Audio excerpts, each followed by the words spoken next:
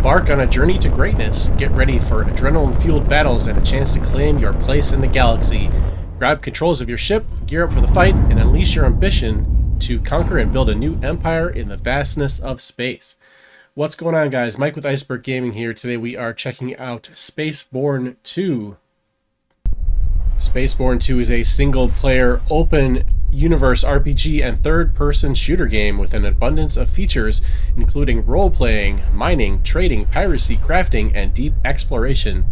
The story picks up where it left off in SpaceBourne, so if you've played SpaceBourne, you'll feel right at home with this game. SpaceBourne 2 offers tens of thousands of diverse solar systems to explore. Each system has a unique structure and different planets with varied surfaces and areas to discover. So you can kind of see why I draw this comparison to Starfield with this game. It's got a lot of the same features as Starfield. We have a crew that you can up there and check it out. You can build and meet different companions. You have your ship to fly around, but unlike Starfield, it's not all just fast travel. But honestly, I never really had that much of a problem with the fast travel in Starfield. It saved a lot of time.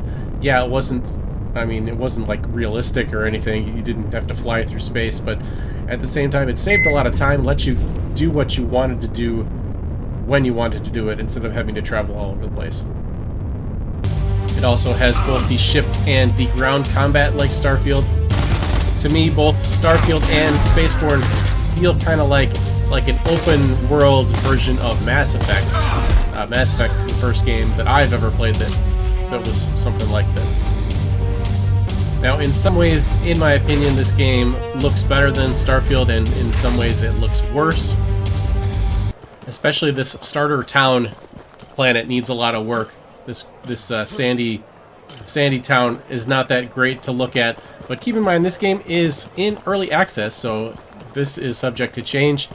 The game went into early access on February 17th of 2023, so it's been in early access for a few months now, almost a year, and I don't know when they're planning to release it for real, but it's only one developer, which makes it even more impressive. It's by Burak Dabak.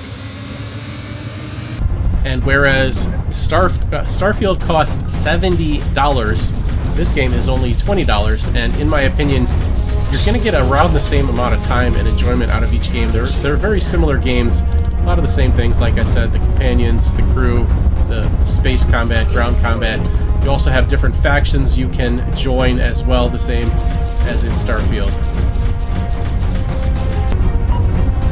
Now the price is less than a third of the price of Starfield, and I think you can get the same amount of quality hours in if you so desire. The voice acting for this game is also not very good. It seems to be AI generated, but again, it's just one guy with a limited budget, so you have to expect some production value to decline, but it's all about the gameplay, and I think the gameplay holds up. Now, while you're playing the game, you're going to level up in 3 separate classes. I think of them personally as more like careers, I guess. You have Soldier, which is your ground combat, Pilot, which is your space combat, and Adventurer, which is like exploration, etc. There are different perks you can get by filling up each bar for each of the different items. For example, if you put 4 points into alertness, then you can choose the experienced tier 1, which gets you 12.5 more experience. Now, I personally haven't gotten that far into the story for this game, SpaceBourne, whereas I have beaten the story for Starfield, so I can't really say if the story for SpaceBourne is any good.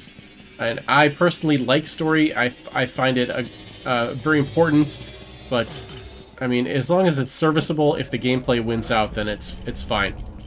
So if you've played Starbourne or SpaceBourne, I'm getting confused even myself. If you played it, let me know what you think of the story, how it holds up.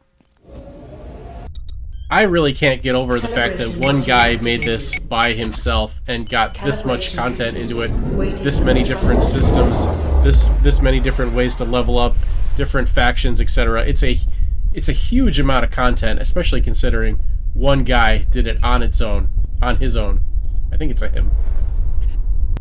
Now, I've played this game for several hours now, and I really haven't run into any big bugs, or the game hasn't crashed or anything like that for me. So I'm really impressed by that. A lot of the reviews say that they've encountered bugs, but I really haven't seen any in the hours that I played. Whereas if I was playing Starfield for the same amount of time, I would have had 6 different freezes, several crashes, and bugs mixed in there. So that, to me, makes it better than Starfield, is the fact that I can actually play it, and it doesn't crash all the time or freeze. Obviously, as I said, the production value isn't quite there yet, but given the price, and given that it's still in early access and the developer is still working hard on it, I would say that more than makes up for it. So definitely worth a try, in my opinion, if you're fans of the space RPG type games. If you like Starfield, if you like Mass Effect, you might like this one too. The game does a pretty good job of giving you tutorials as you go as well. They pop up on the screen, and I could see how if you'd already played they'd be a bit annoying, but for when you're on your first time through, it's definitely very helpful.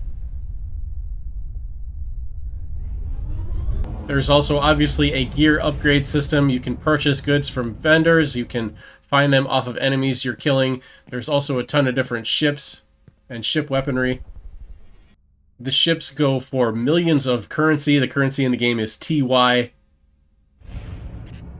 And eventually you can purchase your own capital ship for 35 million money.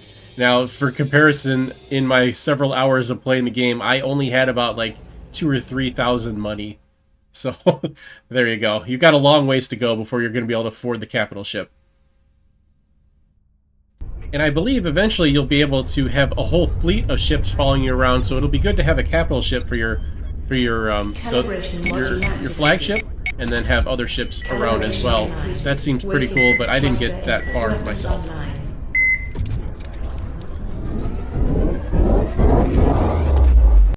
One of the things I hated most about Starfield, I mean, I really like Starfield other than the bugs and crashes and everything, was the UI is what I really didn't like. And this game seems to do it better. You've got all kinds of information in your UI, fairly easy to find, unlike in Starfield. You've got your diplomacy tab with all the factions. You've got your contacts and everyone you've met and everything like that.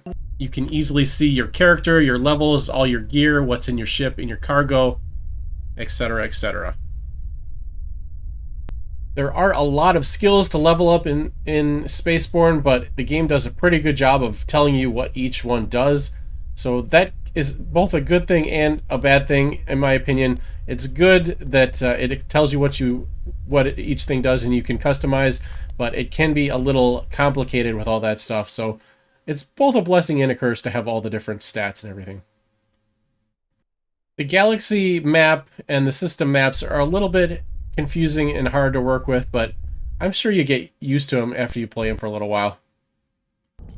All in all, this is a very promising game. I'm looking forward to seeing where it goes and how the developer is able to develop it from here and see just how big it gets. It's already a huge game. Like I said, for one developer especially, this one guy is doing things that the big developers can't just by himself, which, quite frankly, I find very impressive. And I think you will too, so give it a try. I'll leave a link in the description to the game on Steam. Let me know in the comment section if you played it, what you think of it. Thank you so much for watching. We'll see you next time.